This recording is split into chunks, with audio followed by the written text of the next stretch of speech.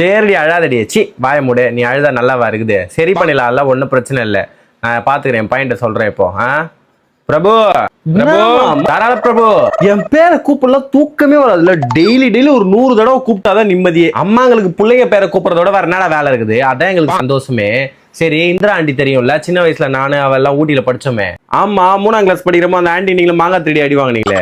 எல்லாம் ஞாபகம் இருக்கும் உனக்கு. அம்மா மாங்காய் திருடினது, தேங்காய் திருடினது எல்லாம். அவ சாக்லேட் ஃபேக்டரியில வேலை செஞ்சுட்டு இருந்தா தெரியும். ஆமா சொல்லிருக்கீங்க, அடிக்கடி சாக்லேட் எல்லாம் வருமே நம்ம வீட்டுக்கு கூட. சாக்லேட் ஃபேக்டரியில நின்றுட்டே தாண்டா வேலை செய்யணும். ரொம்ப வருஷமா செஞ்சு காலெல்லாம் வலிக்க ஆரம்பிச்சிட்டு இருக்கு.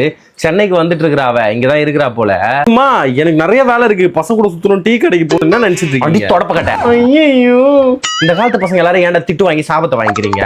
பெரியவங்க எல்லாம் கொஞ்சம் உதவி செய்யுங்கடா. ரோட்ல யாரா போனாங்கன்னா கிராஸ் பண்ணி விடுங்க.